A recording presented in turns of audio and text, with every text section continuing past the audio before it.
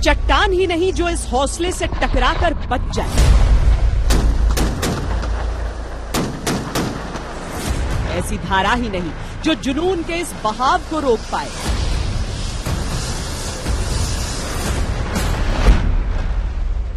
यहाँ ऑल्टीट्यूड 15,000 से 18,000 फीट है। 6 से 8 महीने साल के ये पूरा बर्फ की चादर से ढका हुआ मिलेगा। हवाएं बहुत तेज, बहुत ठंडी है। यहाँ पे टेम्परेचर तकरीबन -40 डिग्री तक चला जाता है। ऑक्सीजन की मात्रा काफी कम है। वो तापमान ही नहीं जो तोड़ पाए इस ताकत को, वो मुश्किल ही नहीं जो हरा पाए इस हिम्मत को। इतनी ठंड में जब हम इस टैंक के ऊपर काम करते हैं, पहली बात तो जो टूल्स हैं वो ही फ्रीज होते हैं, तो उनको गर्म करना पड़ता है। उसके बाद इस पे काम करना पड़ता है। यहाँ पर इक्विपमेंट की कंडीशनिंग के साथ साथ एक जवान की भी कंडीशनिंग करनी पड़ती है। जिन ऑल्टीट्यूड पर हम खड़े हैं, ऐसे में टैंक की मौजूदगी ही अपने आप में एक कॉन्फिडेंस पैदा करती है। दुश्मन और मौसम के हर छल को छलनी करते, संघर्ष की हर चुनौती को परास्त करते ये योद्धा है हिंदुस्तान के। अब दिन के टाइम में और रात के टाइम में लड़ाई में ज्यादा अंतर नहीं रहा। सो इस पर्टिकुलर टैंक के अंदर इसी चीज को मद्देनजर रखते हुए एक thermal imaging fire control system का प्रोविजन दिया गया है। इस गाड़ी को गेम चेंजर कहा जाता है। इसके अंदर बैठे हुए इन्फेंट्री स्ट्रिप्स चलते हुए हालत में भी दुश्मन के ऊपर फायर डालकर उसे बर्बाद कर सकती है। ये मैग्नाइज इन्फेंट्री के लिए एक किलिंग मशीन का काम करती है। इस गन की एक खास बात है कि ये लो और हाई एंगल दोनों में फायर कर सकती है। ये भारतीय सेना की हवाई आंखें हैं। रात के समय धुंध, कोहरे जैसे हालत और बारिश जैसे लो विजिबिलिटी वाले हालातों में भी ये इक्विपमेंट उसी तरह से काम करता है जिस प्रकार से दिन में।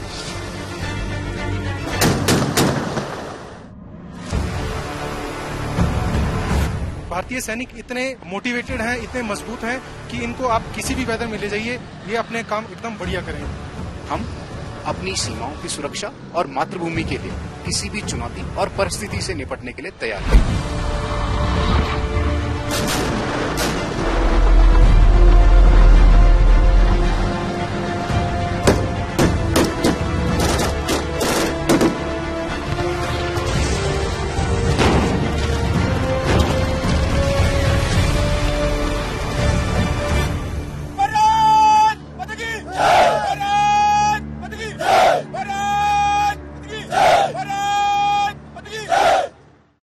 नमस्कार, जय हिंद, वंदे मातरम। मैं हूं श्वेता सिंह। वंदे मातरम में हमने आपको अब तक भारत की सेना की ताकत दिखाई है। भारत की सेना की ताकत तो हम इस बार भी दिखाएंगे, लेकिन आधुनिक भारत की, आधुनिक सेना की, आधुनिक ताकत से आपको रूबरू कराएंगे। आज हम देश की सरहद तक पहुंचे हैं, लाइन ऑफ एक्चुअल कंट्रोल के नजदीक पहुंचे हैं और सिक्किम सेक्टर से नए भारत की इस सेना से आपका परिचय कराएंगे। इन जटिल परिस्थितियों में किस तरीके से हमारी सेना तैनात है, तैयार है, किस तरीके से हमारे सेना के हाथ और मजबूत हुए हैं, ये सारी चीजें आज आपके लिए पेश है।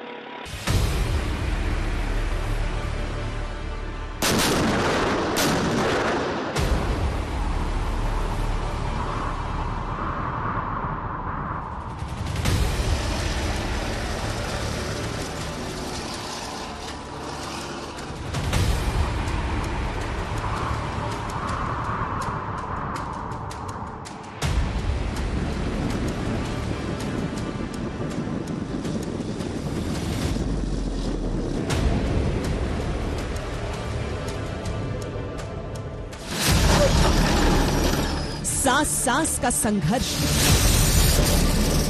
कदम कदम की लड़ाई है।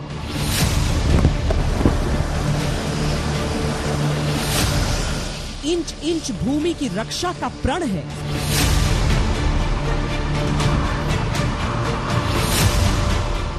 रग रग में शौर्य है, पग पग में धैर्य है।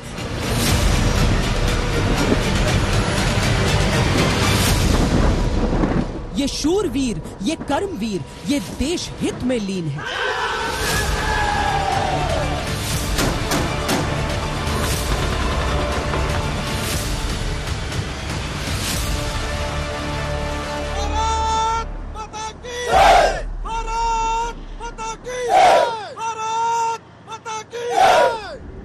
भारतीय सैनिक इतने मोटिवेटेड हैं, इतने मजबूत हैं कि इनको आप किसी भी वेदर में ले जाइए, ये अपने काम अपने बिल्कुल एकदम बढ़िया करेंगे।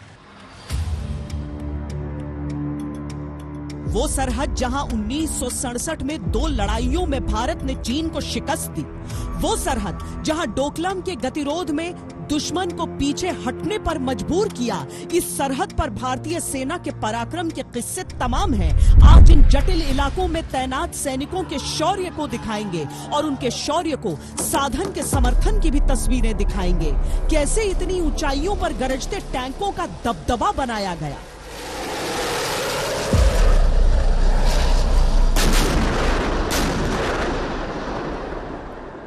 जिन ऑल्टीट्यूड पर हम खड़े हैं, ऐसे में टैंक की मौजूदगी ही अपने आप में एक कॉन्फिडेंस पैदा करती है। हमारे सभी क्रूज, हमारे सभी जवान, जेसीओ और ऑफिसर्स ट्रेंड है इसका मेंटेनेंस करने के लिए। वीकली, मंथली और पीरियोडिकल मेंटेनेंस हम इसका करते हैं, ताकि कभी भी किसी भी समय पर जब पुकार लगाई जाए, ये इक्विपमेंट को हम डिप्लॉय कर सके और अपने मिशन को अंजाम दे सके।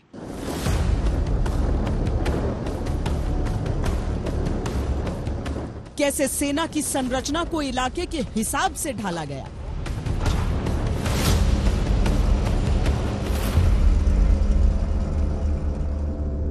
इस इलाके में आप देखें, ये पूरा पहाड़ी इलाका है और हम काफी हाई अल्टीट्यूड एरिया में है। और इस गन की एक खास बात है कि ये लो और हाई एंगल दोनों में फायर कर सकती है। तो इस इलाके में इस गन का हमें बहुत महत्वपूर्ण इस्तेमाल हुआ है।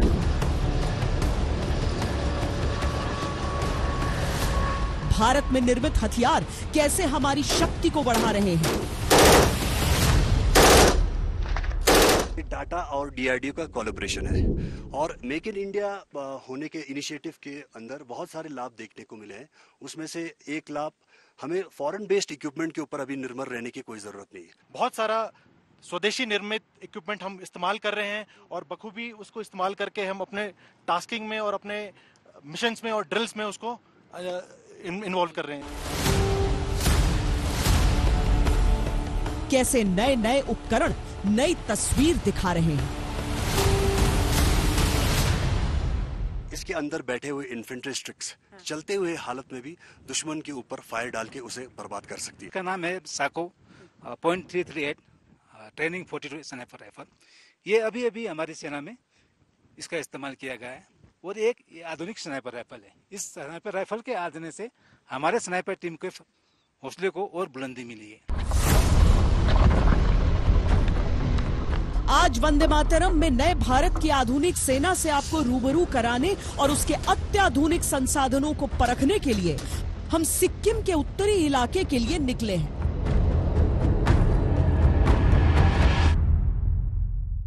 जब आप और ज्यादा ऊंचाई की ओर पहुंचते हैं, जिसे हम मतलब high altitude, super high altitude, इस तरीके से उसका अलग अलग जो डिवीजन होता है, तो आपको यहाँ पर एक आवश्यक, अनिवार्य मेडिकल चेकअप करवाना होता है अपना, क्योंकि बॉडी में आपकी ऑक्सीजन कितना है, आपका ब्लड प्रेशर कितना है, ये सारी चीजें आंक लेना जरूरी होता है, ताकि किसी भी तरह की आपको बीमारी या कोई परेशानी न हो, जो कि इस तरह की परिस्थितियों में हो सकती हैं। तो मुझे भी यहाँ पर अपनी पूरी जांच करवा के ही आगे की ओर बढ़ना है।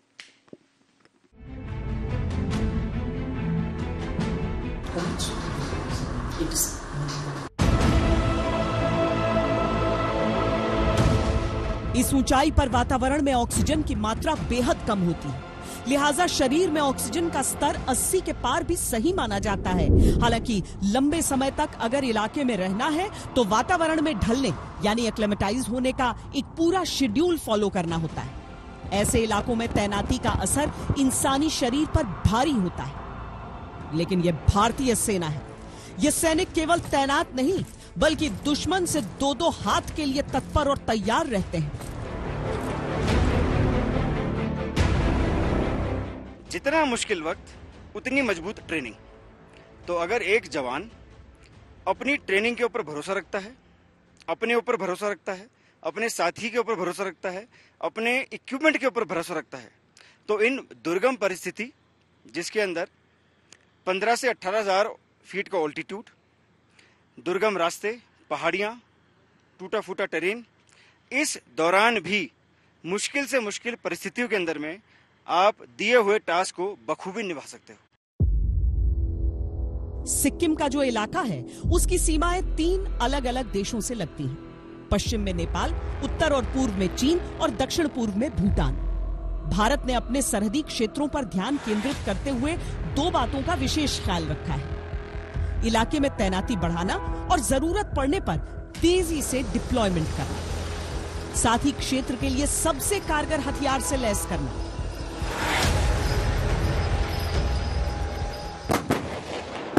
T-72 अजेय भारत के अपने नाम की ही तरह इन गोलों की गूंज देखिए आपको कितनी इन पहाड़ों के भीतर से सुनाई दी है। ये स्वदेशी गूंज है।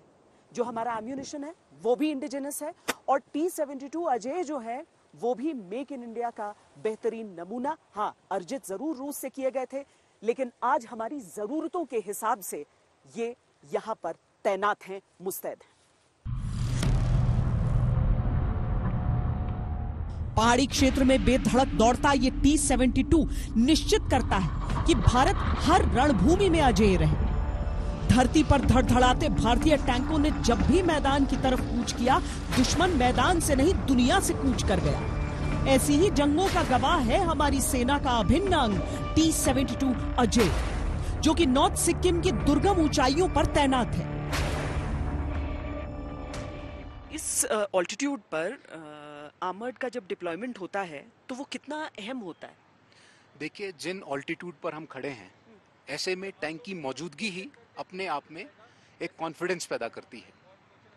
टैंक एक वर्सेटाइल वेपन सिस्टम है जो कि सिर्फ अपनी सीमाओं की रक्षा के लिए नहीं बल्कि ऑफेंसिव एक्शन के लिए भी इस्तेमाल किया जा सकता है। ऐसे में टैंक की मौजूदगी तमाम लड़ाकू दस्तों में एक कॉन्फिडेंस पैदा करती है कि हम अपनी सीमाओं की सुरक्षा और मातृभूमि के लिए किसी भी चुनौती और परिस्थिति से निपटने के लिए तैयार हैं।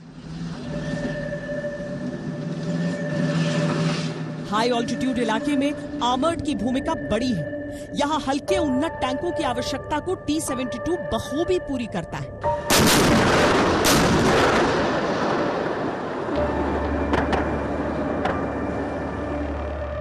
दिन के टाइम में और रात के टाइम में लड़ाई में ज़्यादा अंतर नहीं रहा है।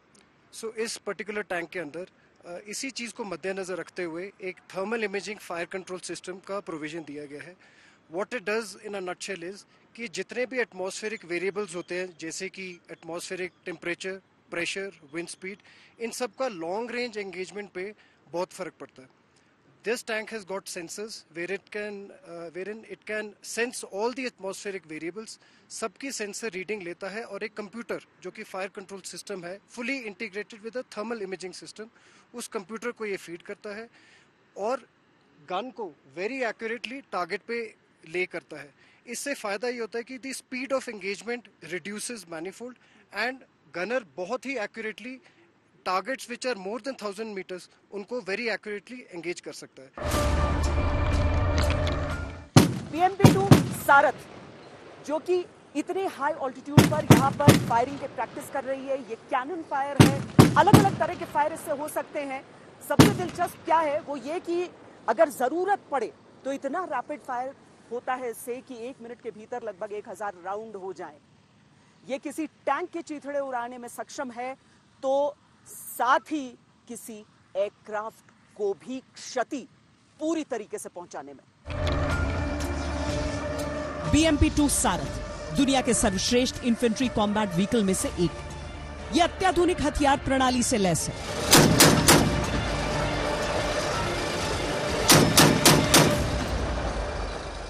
ये सारथ, और एक तरह से देखें तो इस माहौल में, इन परिस्थितियों में हमारा सारथी भी है, पर इसकी जो खासियत है वो भी हम समझ लेते हैं। जी हाँ, सिक्किम के इस हाई एल्टीट्यूड वाले एरिया में जहाँ पर ऑल्टीट्यूड 15,000 से 18,000 फीट है और टेम्परेचर यहाँ सब जीरो चला जाता है, -20 to -40 चला जाता है। इन हालातों में ये तैनात है मैकेनाइज इन्फेंट्री के साथ, इन्फेंट्री कॉम्बैट व्हीकल जिसे हम सारथ भी कहते हैं। इसकी मारक क्षमता को देखें तो आप इसमें ये लैस एक ATGM से जो कि किसी भी दुश्मन के टैंक को कारगर दूरी पर बर्बाद कर सकता है, एक 30 mm कैनन के साथ जो कि भी किसी भी बख्तरबंद गाड़ी, बंकर या फिर हवाई टारगेट के खिलाफ बहुत ही कारगर वेपन है। और आप देख सकते हैं इसी के साथ एक मीडियम मशीन गन भी है। इस तरह के इलाके में तेजी से एक जगह से दूसरी जगह जाने की क्षमता हो या फिर लहरों को पार करने की शक्ति, सारथ जिसे जीत का रथ भी कहा जाता है, वो हर चीज में सक्षम है। अभी जैसे कि आप सारथ पर सवार हैं, ये एक मैकेनाइज्ड इन्फेंट्री का इक्विपमेंट है, इन्फेंट्री कॉम्बैट व्हीकल है। ये दोनों काम करता है मैकेनाइज्ड ऑपरेशंस में और साथ साथ पैदल ऑपरेशंस में। तो हम इस इक्विपमेंट में इस आईसीवी की मेंटेनेंस के साथ साथ इसके पीछे जो लैंडिंग कंपार्टमेंट में सवार 7 इन्फेंट्रीमैन हैं, उनकी भी ट्रेनिंग करते हैं। तो ये 2 पहलू आ जाते हैं जहां पर हमें एक तो मैकेनाइज्ड वॉरफेयर के लिए भी ट्रेनिंग करनी पड़ती है और साथ साथ जो पैदल सेना के ऑपरेशंस है, इन्फेंट्री सेना के ऑपरेशंस है, उसमें भी कारगर साबित होने के लिए इनको स्पेशलाइज्ड ट्रेनिंग देनी पड़ती है। दिन हो या रात, सारथ की क्षमताएं उसे अभेद बनाती हैं। पर सुपर हाई ऑल्टीट्यूड में भारतीय सेना की शक्ति बढ़ाते उपकरणों की सूची लंबी है। ये क्षेत्र कई चुनौतियों से भरा है। ऊबड़ खाबड़ इलाके के कारण गाड़ियों की रफ्तार पर असर, 15,000 फीट से अधिक की ऊंचाई के कारण दौड़ भाग पर असर। ऐसे में ये छोटी सी एटीवी बड़े बड़ों पर भारी है। पिछले साल सितंबर में ही इस क्षेत्र की जरूरतों को देखते हुए इन एटीवीज को यहाँ पर डिप्लॉय किया गया है।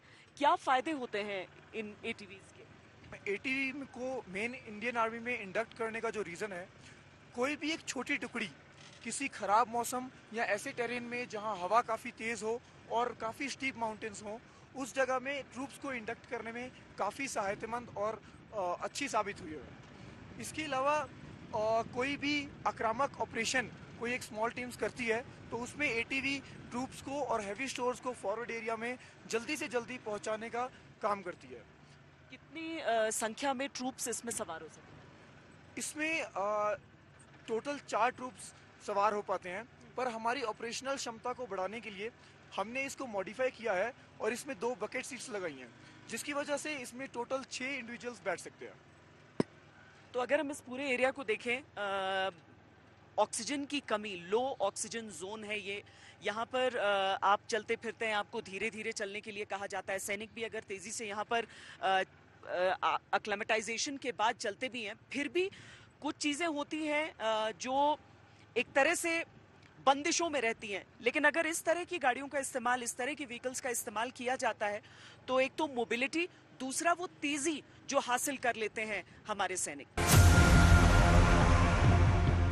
अत्यधिक ऊंचाई वाले सरहदी क्षेत्र में इस एटीवी के मिलने से सेना की क्षमता कई गुना बढ़ी है, तो कई वाहनों और उपकरणों को सेना ने अपने अनुसार ढाला भी है।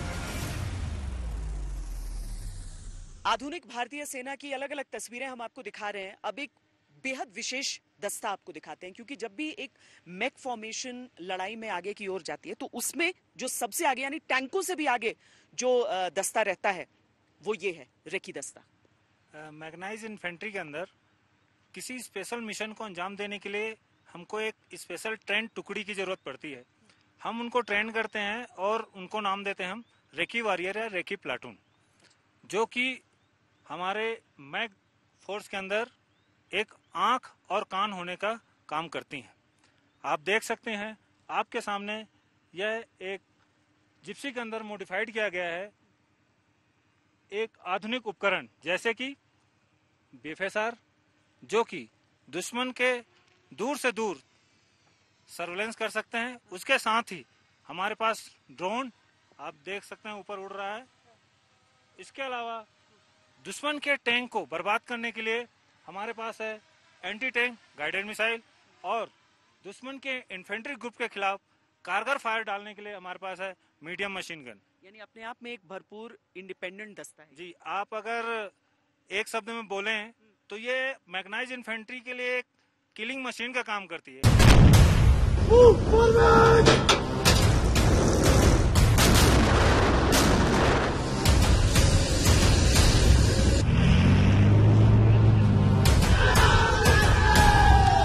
आधुनिक युद्ध का स्वरूप वैसा नहीं होगा जैसा अब तक दुनिया ने देखा है।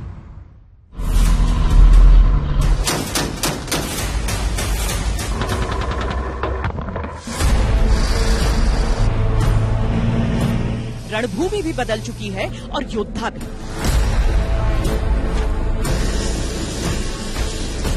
लिहाजा भारतीय सेना ने समय से कई कदम आगे बढ़ाते हुए खुद को भी बदला है और अपने संसाधनों को भी।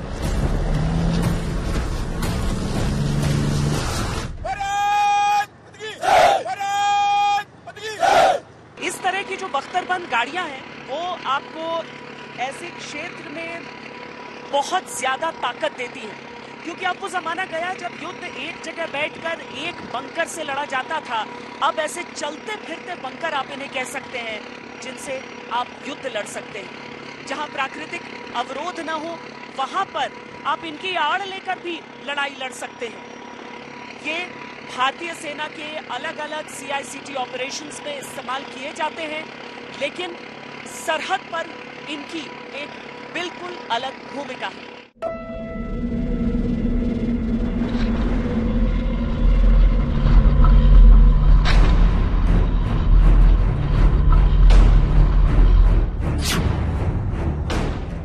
इन्फेंट्री प्रोटेक्टेड मोबिलिटी व्हीकल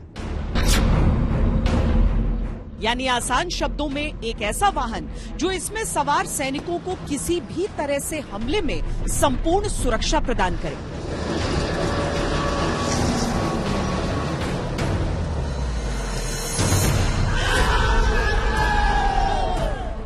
पैदल पेट्रोल पार्टियों की जगह IPMV में सवार पेट्रोल पार्टियां वर्तमान की चुनौतियों की दरकार है।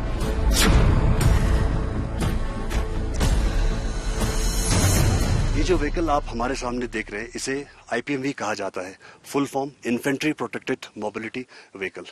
इस गाड़ी को भारतीय सेना में इंडक्ट करने का कारण इसके अंदर माउंट हुए इन्फेंट्री स्टिक्स को दुश्मन के स्मॉल आर्म फायर से बचाव करने के लिए ही इंडक्ट किया गया था।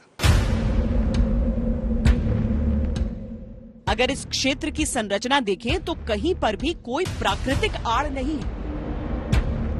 आमतौर पर इस वाहन को शहरी क्षेत्र में आतंक निरोधी ऑपरेशंस में इस्तेमाल में देखा गया है, पर चट्टानी इलाकों में इनकी तैनाती भारतीय सेना की दूरदर्शिता दिखाती है। ये मैं इस पर DRDO टाटा भी देख रही हूँ, ये मेक इन इंडिया है ये व्हीकल।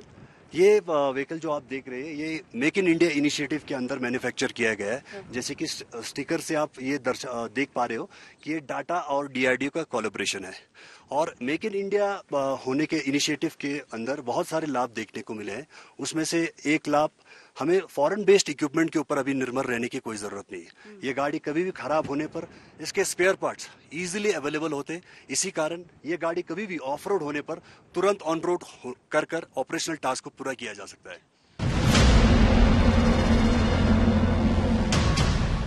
मेक इन इंडिया के तहत अर्जित ये वाहन भारतीय सेना की शक्ति को बढ़ाते हैं और सीमाओं की सुरक्षा का एक नया रूप दिखाते हैं।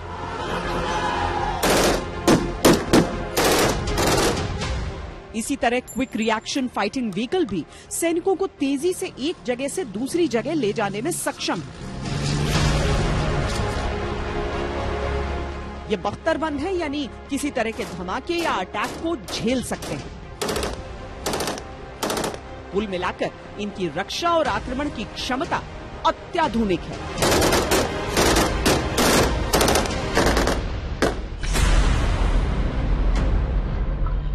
ये लड़ाकू वाहन हाल ही में भारतीय सेना में शामिल किए गए हैं। चूंकि इन्हें सुपर हाई ऑल्टीट्यूड में सफलतापूर्वक टेस्ट किया गया था, लिहाजा इनकी तैनाती इन क्षेत्रों में पिछले साल से शुरू हो चुकी है।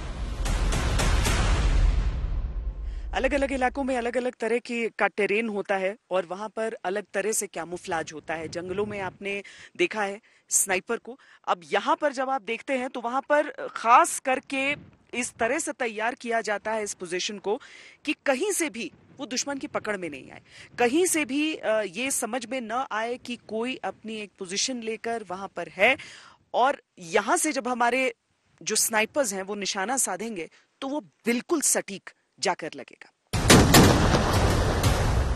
केवल वाहन और बड़े उपकरण नहीं, बल्कि एक सैनिक का सबसे भरोसेमंद साथी, उसकी बंदूक को भी अपग्रेड किया गया है।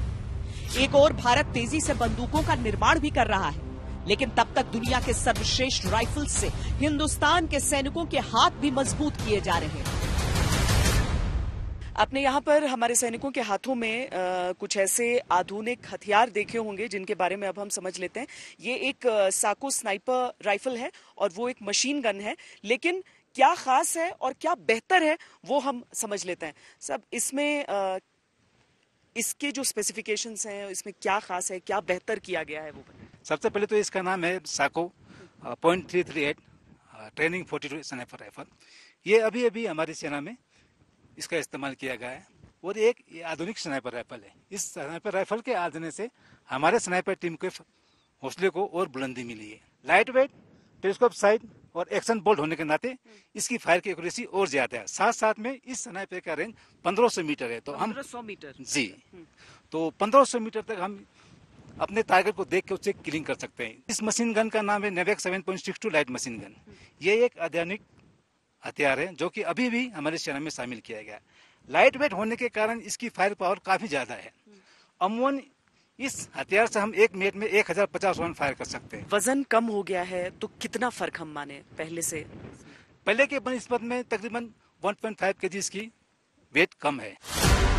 ये दुनिया भर के स्पेशल फोर्सेस की पसंदीदा और भरोसेमंद साथी है। फायर पावर के लिहाज से आक्रामक और टेलीस्कोपिक साइट के साथ निशाना बिल्कुल सटीक।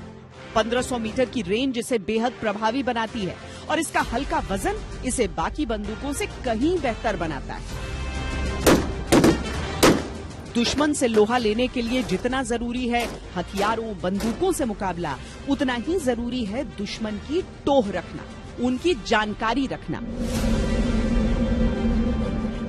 ऊंची पहाड़ियों वाले इलाके में कुछ समय पहले तक ये काफी चुनौतीपूर्ण काम था, पर भारत का फोकस अब आसमानी आंखों पर है।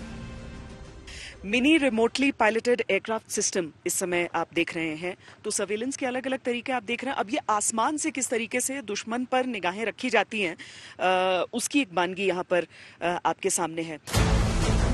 अलग अलग तरह के ड्रोन्स भारत में विकसित किए जा रहे हैं और दुनिया भर से श्रेष्ठ उपकरण अर्जित भी किए जा रहे हैं।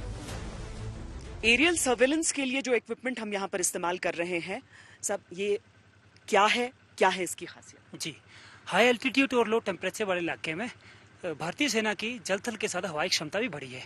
हवाई सर्वेलेंस करने के लिए भारतीय सेना को एक आधुनिक उपकरण दिया गया है जिसको हम रिमोटली पायलटेड एयरक्राफ्ट के नाम से जानते हैं। ये भारतीय सेना की हवाई आंखें हैं। इसकी मदद से हम 4000 मीटर से दुश्मन का सर्वेलेंस कर सकते हैं। ऐसे उपकरणों की सूची लंबी है, पर भारत के पूर्वोत्तर की इस सरहद पर हमें कुछ और बदलाव भी दिखा। भारत के जितने भी सरहदी इलाके हैं वहां पर बहुत मुश्किल हालात रहते हैं मौसम के लिहाज से भी। यहाँ पर देखिए, गर्मी जब बाकी के देश में रहती है तब भी यहाँ पर ठंड और बरसात भी साथ में।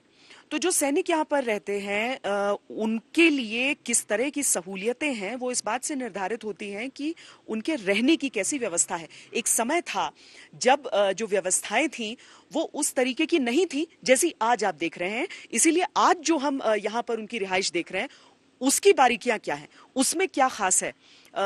एक तो ये डबल स्टोरीड भी हम देख रहे हैं। ये जो आप बिल्डिंग आप पीछे देख रहे हैं इसको DSORL कहते हैं, जो डबल स्टोरी OR लिविंग है। इसकी 3 मेजर एडवांटेजेस हैं। पहला एडवांटेज है कि ये मॉड्यूलर है। ये मॉड्यूलर होने के साथ साथ ये स्ट्रक्चर काफ़ी स्टेबल भी है।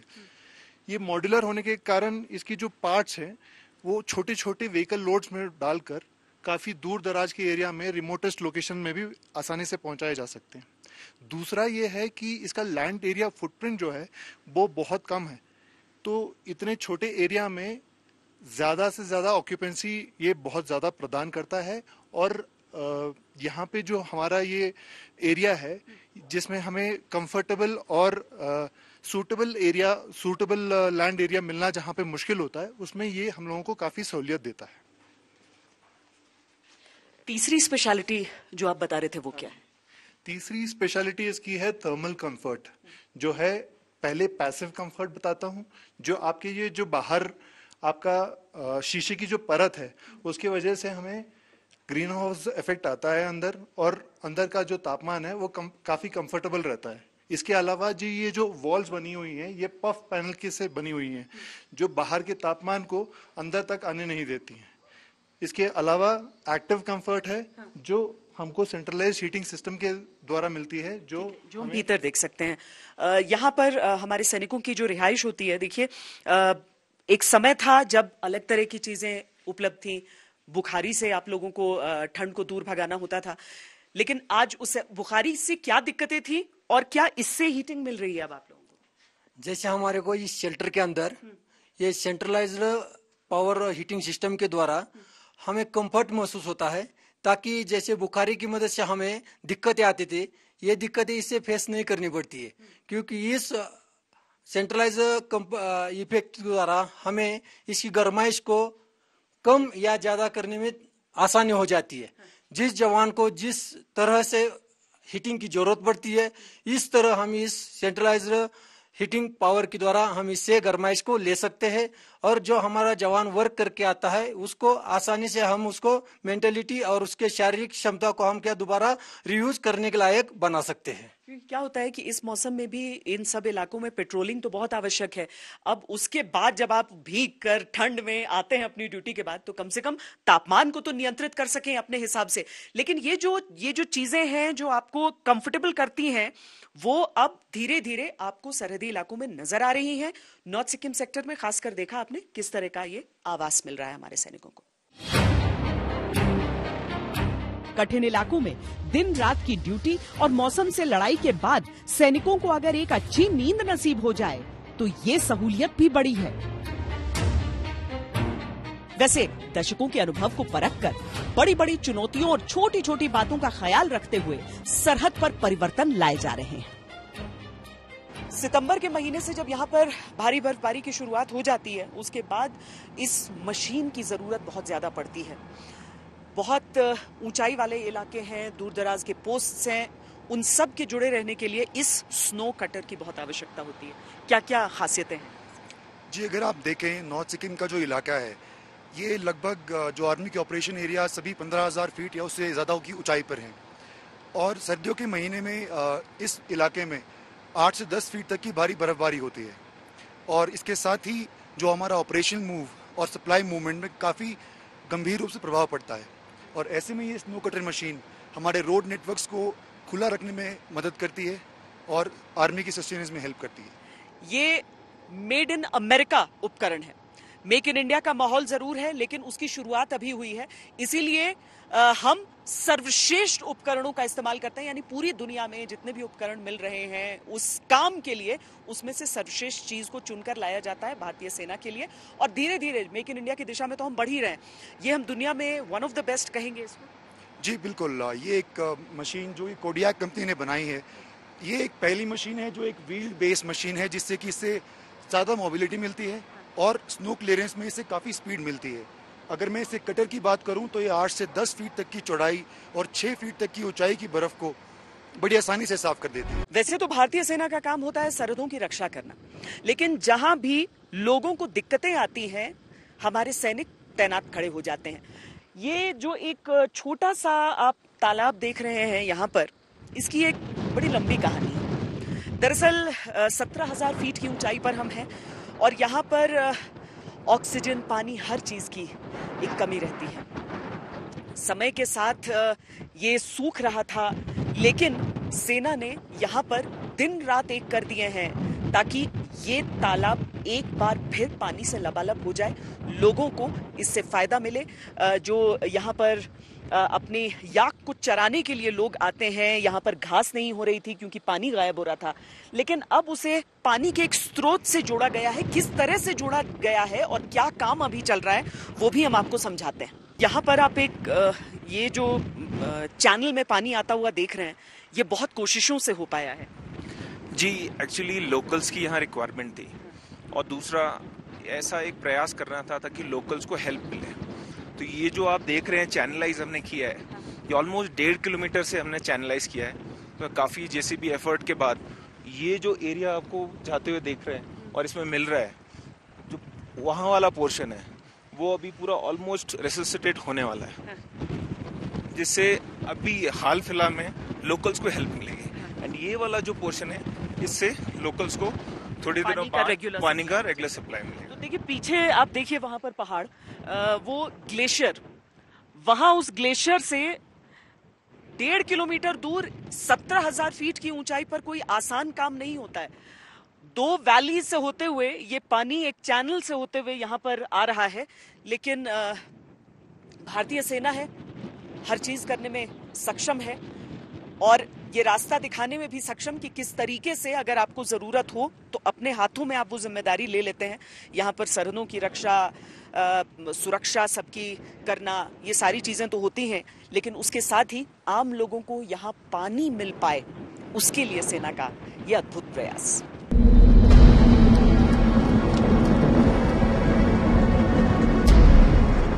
हजारों किलोमीटर तक फैली सीमाएं सबसे कठिन इलाकों से होकर गुजरती हैं,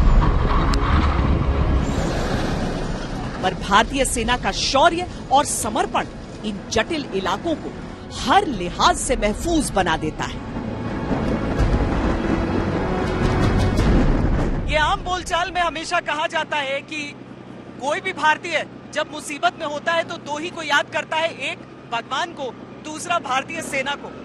आपने देखा कि किस तरह के कोई भी अवरोध हो, चट्टान हो, ये तेज धार हो, पहाड़ हो, बरसात हो, लेकिन भारतीय सेना हर दुश्मन से, हर मौसम से आपको जीत दिलवा देती है। अभी के लिए इतना ही। कैमरा पर्सन सैयद मोहसिन और योगेंद्र सिंह के साथ मुझे दीजिए इजाजत।